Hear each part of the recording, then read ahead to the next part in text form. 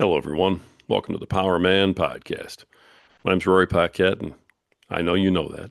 I just like to remind myself and everybody else about how grateful I am to be sitting in this chair, especially after this tumultuous week that we all just had in our world. Folks, you are amazing. You have been there for us since the beginning, and I am eternally grateful to you. If you're not out there doing what you're doing, liking, sharing, subscribing, and sending DMs, I can't sit here and do what I'm doing full time, which has been my dream for years and years. And for me to be able to sit here and do this and bring you content 7 days a week is absolutely amazing. And it's because of you. So thank you so much for being out there. If you're a friend of the program, and I know you are, you know what time it is. It's time for a sip of my preferred beverage. Here we go. Oh, fantastic stuff. You guys know what we're drinking. That's right. It's Freedom Hill Coffee at Freedom Hill Coffee. Check them out on Instagram. Deep, dark, rich, bold, and beautiful. Just like my wife.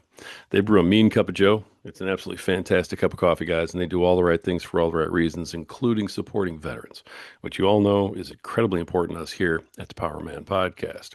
If you're a veteran out there, I want to thank you and your family for all the sacrifices you've made in keeping us safe. We love you, and we're glad that you have a home here at the Power Man Podcast. Folks, check them out. Freedom Hill Coffee at Freedom Hill Coffee on Instagram. Tell them Power Man sent you. I get one more sip of this so I can keep up with this young buck on the other side of the table from me. All right, and here we go. Please welcome to the show. Really looking forward to hearing about this subject matter. Um, Author and mental health advocate, the author of the Stealth Help book series, Wisdom Traditions of the World, and his newest book in the series, History's Greatest Philosophers, Classic Wisdom for Modern Times. I told you I was looking forward to this. So please welcome Jamie Ryder. Jamie, how you doing, brother? I'm feeling good, Rory. I really appreciate you having me on, and I'm looking forward to diving into this very wide subject that is philosophy, from things like mental health, leadership, and resilience, and so on. Nice, nice. I'm looking forward to hearing about it. All right. We have a whole bunch we can get into in terms of how this relates to, men, fathers, and husbands and things like that. But, Jamie, give everybody an idea, just in case they haven't heard of you before in your books. Tell everybody who you are, what you're about, and how you got into doing all this. Yeah, absolutely. So I'm based in Manchester in the UK, and what I've always appreciated from a young age is from a mental health perspective from men, in the sense that I think there's still a lot that needs to be done about it, and I've lived through this from my own particular experiences, and that eventually drove me to want to write more about the subject matter through a topic that I only still relatively recently came across in the last 5 years, which is around the wider umbrella of philosophy. But what that really inspired for me was it really happened during the pandemic, where, of course, everybody was going through many different scenarios. For me, I had just rented a new flat, still quite relatively close to my parents in Manchester and to my partner. But of course, a couple of weeks later, then that thing happened, and then I found myself cut off from all of my loved ones, and it really started to weigh on me from an anxiety point of view. And I just really needed something to start focusing on again. And that thing happened to be Stoicism and general philosophy. I came across the podcast The Daily Stoic by Ryan Holiday, which is a very accessible platform for introducing these ancient ideas. And within a couple of episodes, I truly was hooked, and it inspired me to want to learn about other wisdom traditions beyond Stoicism. And I've been digging this rabbit hole ever since. But from this 5 year journey so far, what I can honestly say is it's really helped open my mind to different wellness techniques, not just in a male perspective, but across, all walks of life, where I think all of these different schools of thoughts have many different applicable lessons, whether it is in leadership, resilience, parenthood, and I'm very happy to have distilled it all into this latest book, History's Greatest Philosophers, which has focused on philosophers that have really inspired me across those topics. And I've loved to been able to share their biographies and these chapters that I've written on them, and etc. Nice, nice. Okay. Now you mentioned that you found Stoicism. I mean, that's a good podcast too. I gotta tell you, I really enjoy that one that you're talking about. There's a note in your bio that says that as you were growing up, you had a comic in one hand and a Stoic quote in the other. So is Stoicism something that you've been interested in for a long time? Is that what we're supposed to pull from that?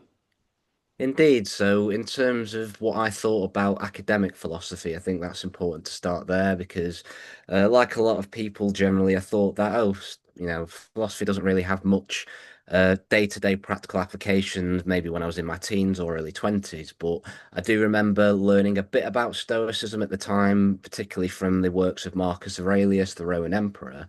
And I did, through studying academic philosophy briefly at school, actually reading the meditations just out of interest. And I thought, right, there's some interesting ideas here. And I thought, oh, Stoicism, that's kind of interesting. But I let that topic go for a long time. And it was only after I came back to it years later through listening to podcasts and other mediums that I really understood what it meant and how it is applicable. And in terms of comics, I've always been a huge fan of pop culture, Marvel and DC. And from a wider mental health perspective as well, I think superheroes, there's a lot to be said of looking at these bombastic characters that we look to as larger than life characters from their stories and all of the lessons that I think can be drawn from certain characters, whether it is Marvel and DC. And it's been great to kind of combine these very disparate subjects into my particular perspective on philosophy and how I think it can be readily digestible for people. And that has blended more into how I look at Stoicism today, particularly with what it is and what I don't think it should be. Nice. Interesting. All right. Before we get into the rest, which comic were you holding in your hand back then?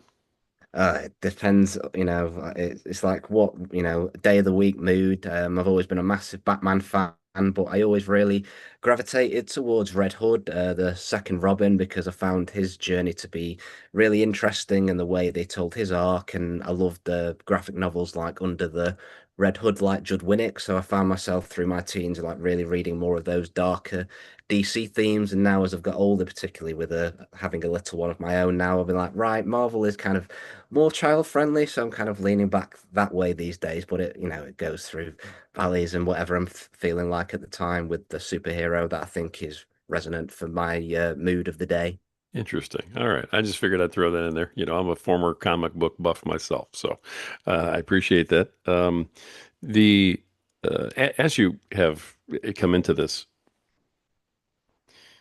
you have said that um, philosophy saved your life.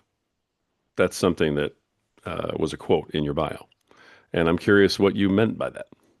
Yeah, because that is a very important statement, particularly as I've reflected on that over the last few years. And I think from more of an earlier perspective, it's important to note that in my teenage years, I suffered from crippling social anxiety, and that was really something that affected me on a deep level. It took me a long time to work through various aspects of that. And when I say philosophy saved my life, I actually literally mean that from the point of view of just making me want to push beyond my horizons, move beyond dark thoughts because of things that were happening over the pandemic. And I found myself backsliding into specifically old habits that I'm glad that I didn't. And if I had never really discovered Stoicism and other philosophies at that time, the ideas were mentally changing, but also physically changing as well, because it made me want to, go out again, talk to people, social health, mental health, physical health. They're all under that wider banner of what I think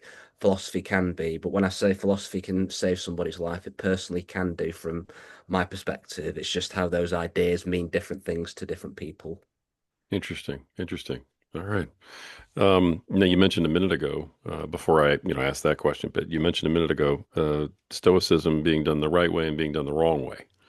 And we've had a couple conversations about that on this podcast here in the past. What Stoicism is intended to be, what it's not intended to be. Your thoughts on that topic?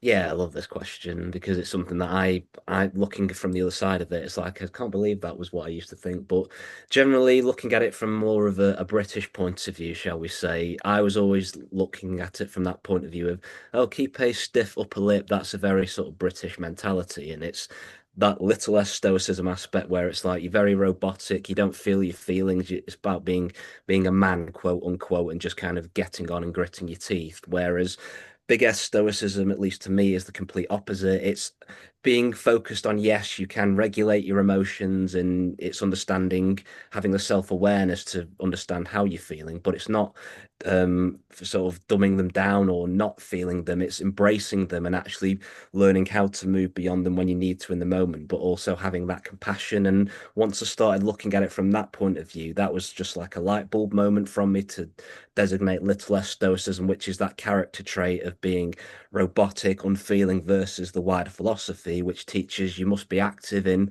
whatever you're trying to do, whether it's on a community level, whether it's from that individual point of view by looking at the virtues of justice and courage and temperance, for example, those few pillars that Stoicism teaches. And obviously, the easiest way to understand it is focusing on what you can control and what you can't control.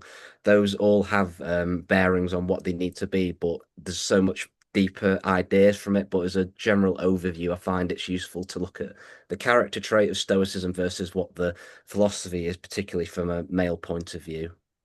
Hmm. All right, interesting. Now you're in the mental health advocate space, according to your bio also, and so it sounds like you're advocating for mental health in general. Now, are you focusing just on the Stoic method, and the ancient wisdom method? Is that where your niche is?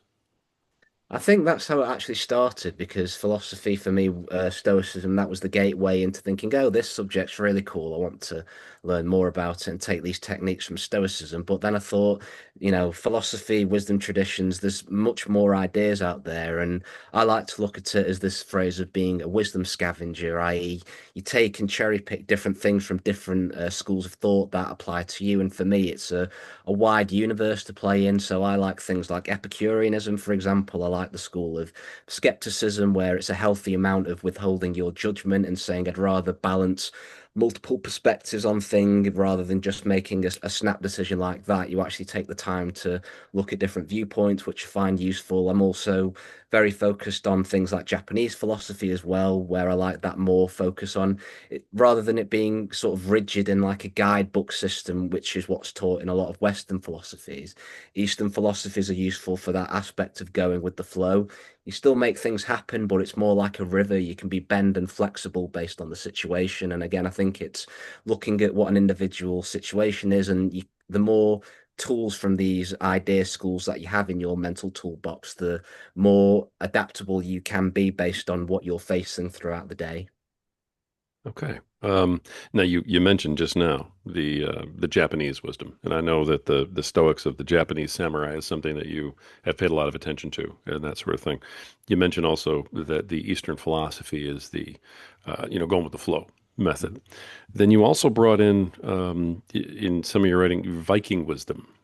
And, I certainly have not studied it the way you have, but I was surprised when I heard that because the Viking lore and especially old warfare that's studied seems to be so much more rigid, and even down to their belief in their gods and things like that. They seem so rigid, and so I'm curious how you blend the Japanese free flowing Eastern with the Vikings who are almost Western in their thinking and procedures. I'm just curious.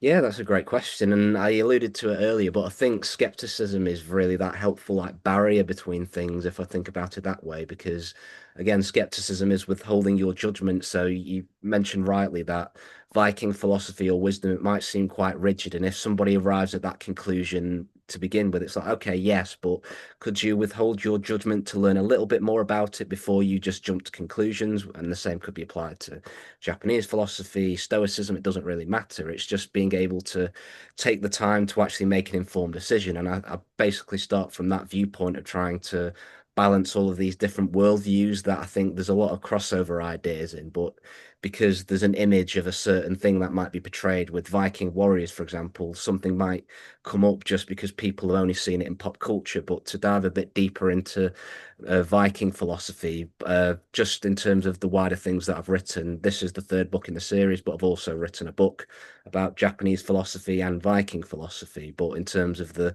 Viking stuff, learning about that was fascinating because it's not as rigid as people might think. They were actually deeply spiritual beings beings as well in terms of how they looked at the world. There was a lot more nuance because in terms of things like the Viking Age, if you think about it, these people were forced out of their situations where they just wanted to adapt and sort of go out into the world and throw caution to the wind because they had to survive. And if they were this idea of what people might think of like savage brutes who could not really have that sophistication to build their own kingdoms and such, then they never would have made anything of themselves. But they were actually quite flexible and adaptable in how they looked at the world, and they were willing to not be as rigid. They could impose their beliefs, but also live alongside other beliefs in a very kind of nuanced way.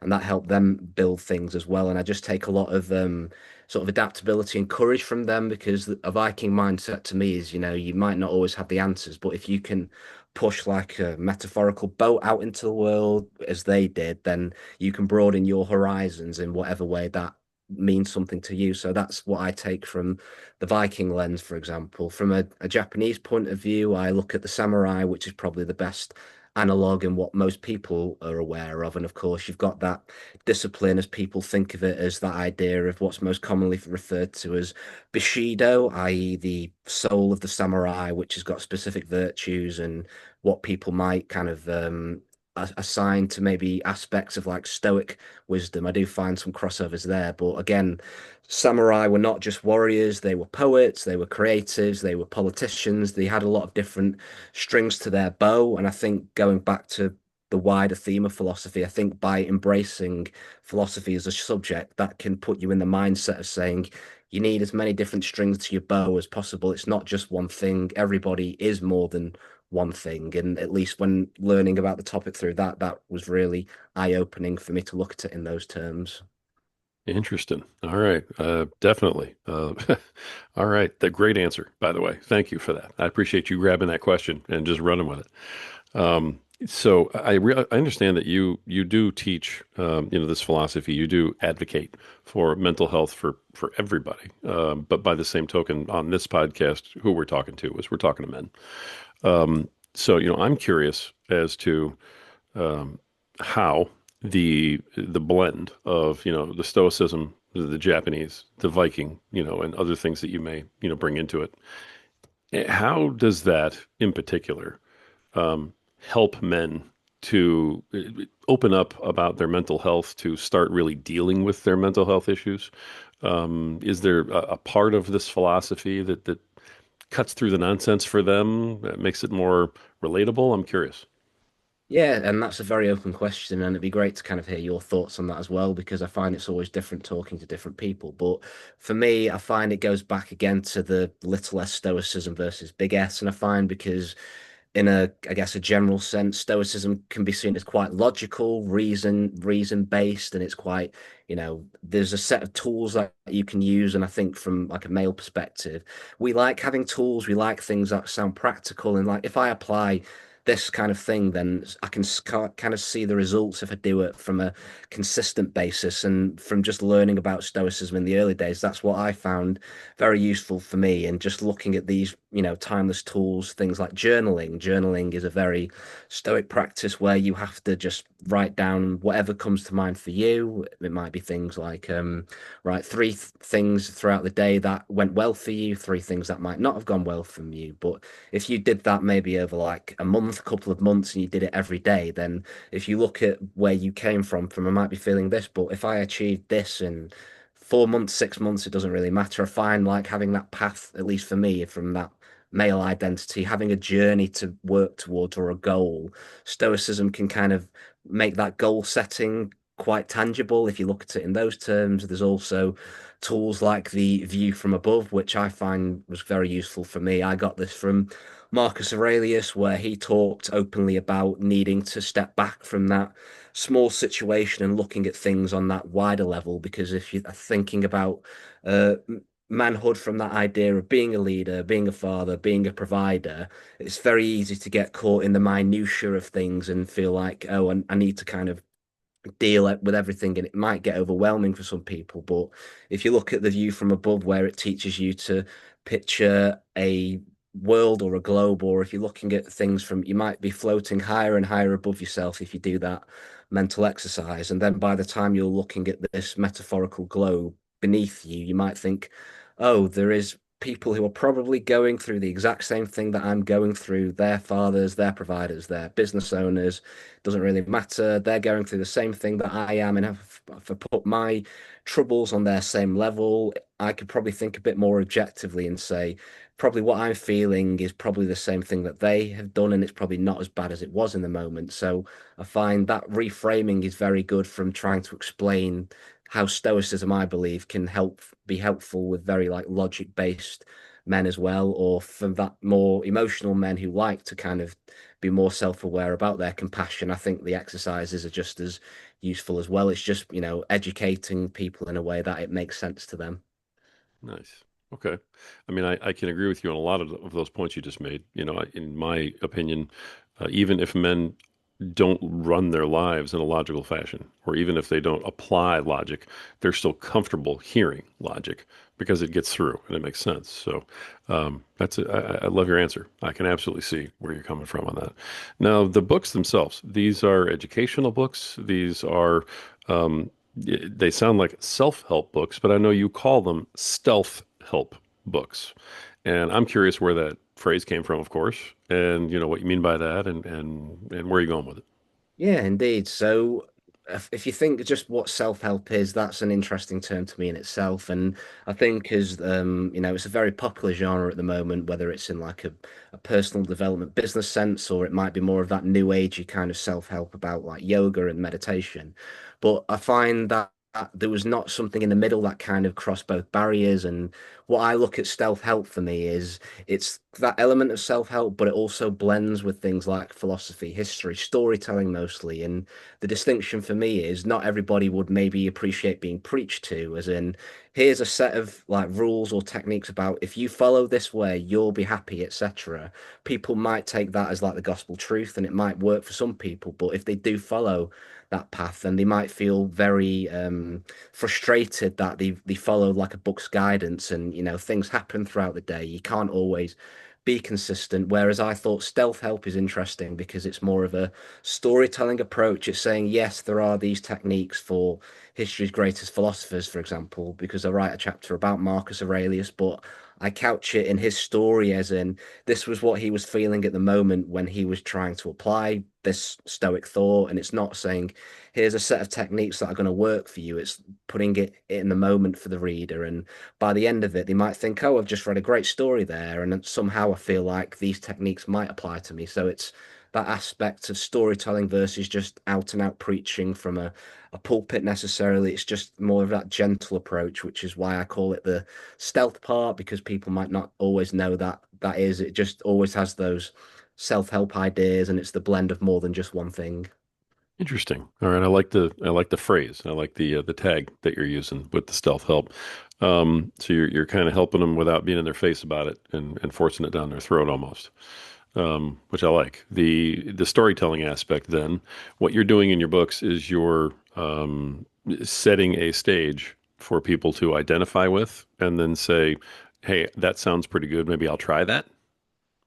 In essence, yes, because I find that the best books for me, or at least they present ideas in a very easily digestible way. I love authors who can just present like really complex subjects and make it really accessible to everybody. And people might not even think, oh, I've just read this really sort of interesting topic that I know nothing about, but somehow it's made sense to me as that one reader. So I find looking at it from a stealth help idea point of view, that's where I always aim for with whatever I write about, but it just lends itself very nicely to philosophy because a lot of schools of thoughts might have quite like high-minded ideas, and I think that has its place. But if you're trying to make it accessible and practical to just a layman's reader, there has to be a certain way that you deliver that story in essence. Okay. Are there actionable steps laid out in the book at some point, or is it really follow the story and, sort of help through the imitation? It's a bit of both. So some chapters are based on there'll be the story of this one philosopher, and then here are techniques based on what this person applied. Other times it will just be the straight story, and it's more of here's what this person did, here's what they went through and it might apply to your particular journey. There is a focus on things like Taoism as well, and I find that as that Eastern philosophy as well. I actually did want to put the Taoist techniques in there just to show how it could contrast with something like Stoicism, which has more of like a rule-based system, and there are certain rule-based things in Taoism which can work, but I've framed it as more of like a spiritual sandbox that people can play in at their leisure, step by step. Interesting.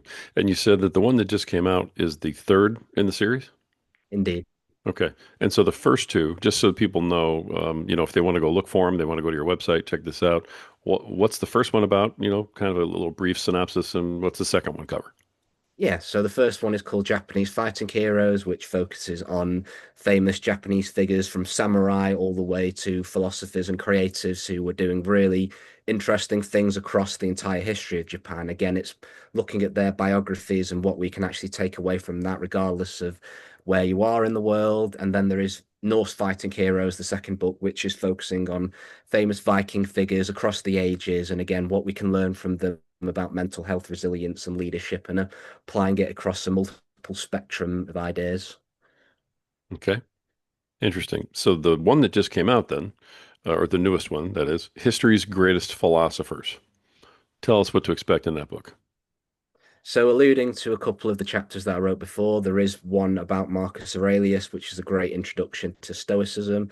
The idea with that book was focusing on philosophers who have personally impacted my life for the better and how I took those away, but also how those lessons can be applied.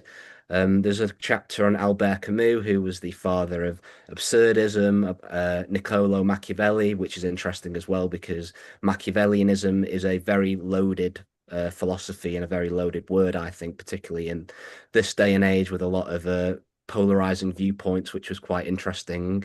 There's also a chapter about the philosopher Michel de Montaigne, which really dives into skepticism. He was a very big skeptic, and I think that was one of the reasons why he is what I looked at as like the everyman philosopher. For context, he wrote the essay genre, so he started the genre of what we know as essays today. But when he did it, he was just doing something radical by just wanting to write these long or short form essays to really understand himself across about 20 years. And what he did has been like co-opted or turned into so many different aspects of things like academic pieces, blog pieces, thought pieces. I don't think all of the gamut of information on the internet would be available today if Montaigne hadn't started it back in the 1500s, 1600s. He's a fascinating philosopher and how you can take away different creative techniques. So it's really a smorgasbord of different philosophical ideas that are really great just to explore at somebody's leisure.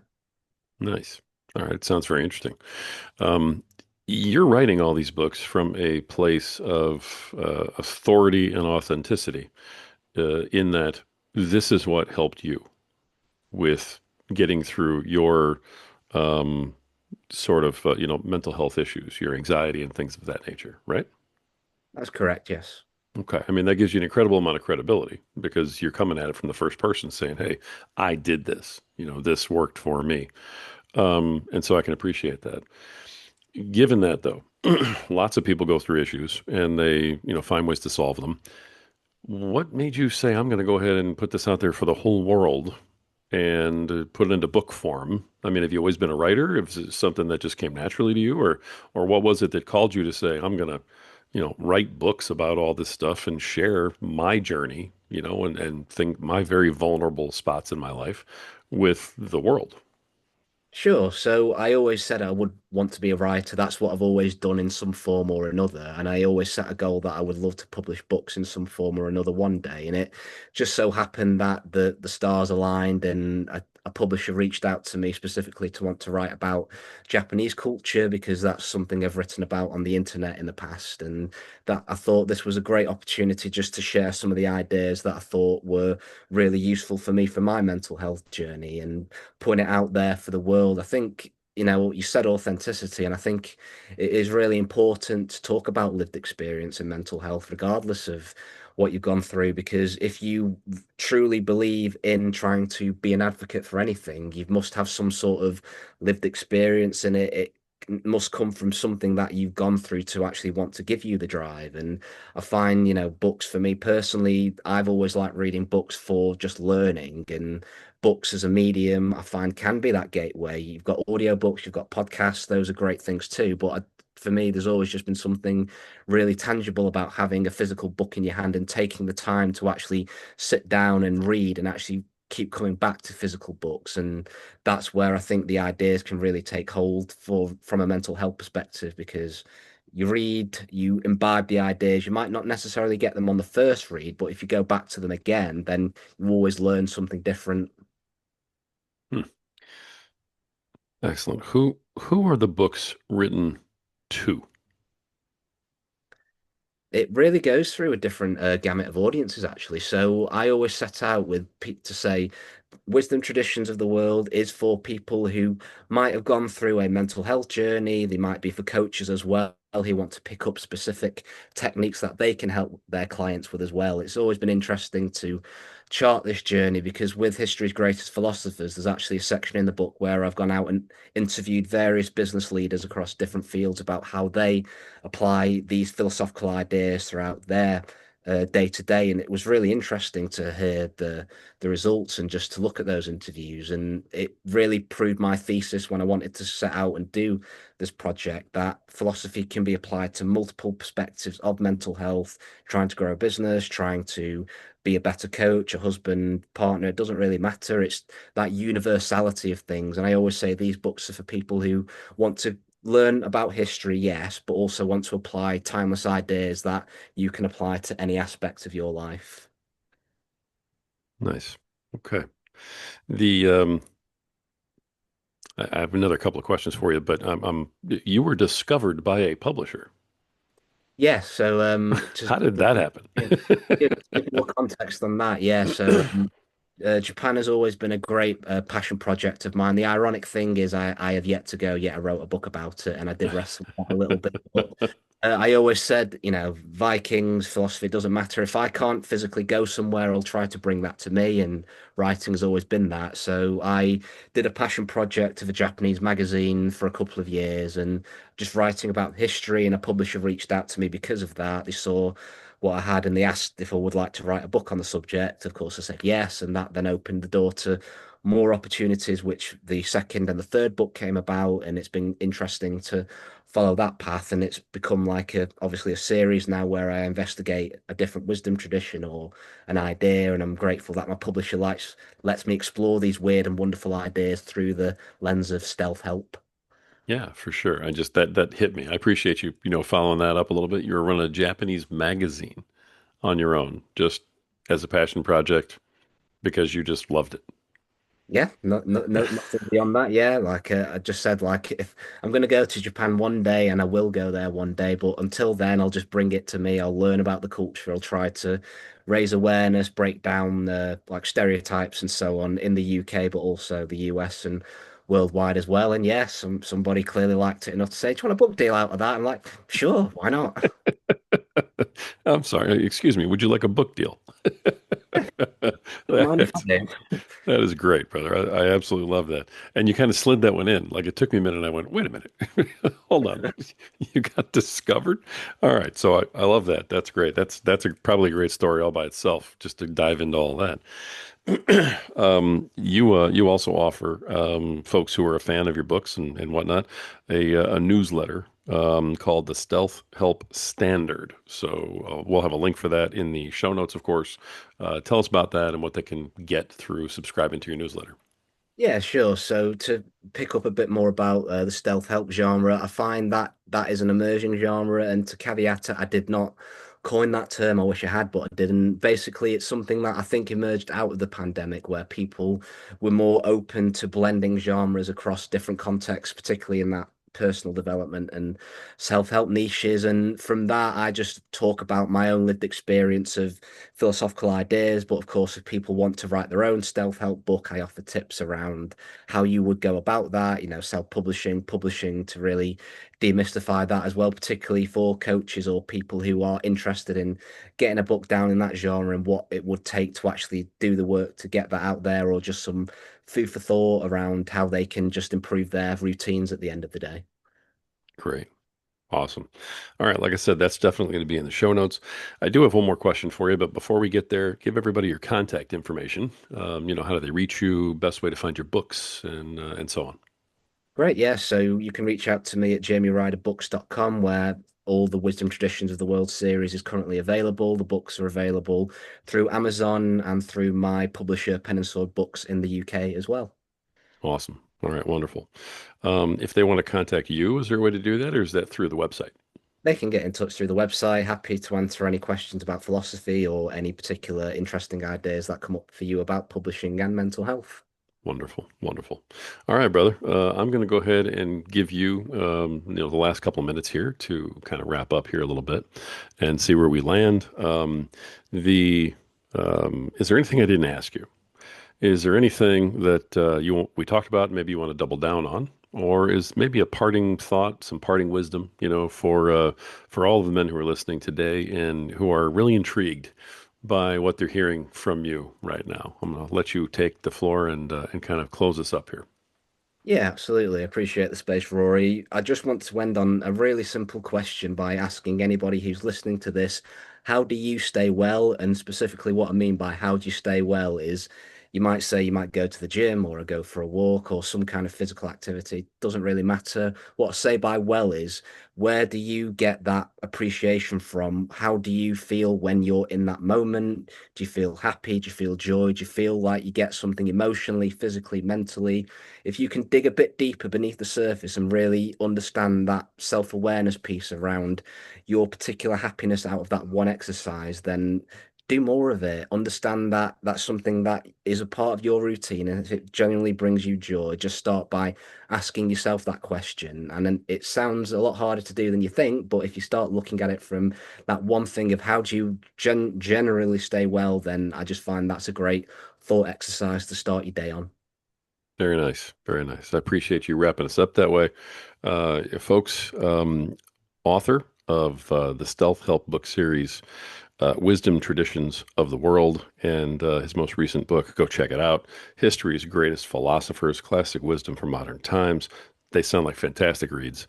And mental health advocate. And I tell you what, if you want to find out about Japanese samurai wisdom, Viking wisdom, and Stoicism, this is a great place to go. Go look up Jamie Ryder at jamieryderbooks.com. Jamie, thank you for being with us today, brother, and for sharing everything that you have, your journey, and your projects. Very interesting stuff, and I'm really looking forward to looking into it further. I appreciate you. Thanks for being here. It's been a pleasure, Rory, and I really appreciate what you're doing for raising awareness for men of all ages and keep doing what you're doing. It's fantastic to see. Thank you, sir. Appreciate that. Gentlemen, this has been another episode of the Power Man podcast. And the reason we bring such powerful men on here with incredibly powerful messages like this today is because we are united in hoping that you find your power to become a better provider, better protector, better leader tomorrow than you are today, to become a better father, a better husband, a better man tomorrow than you are today. And the reason that we want that for you is because you have value, because you matter. And at some point, you just have to believe it. Until next time.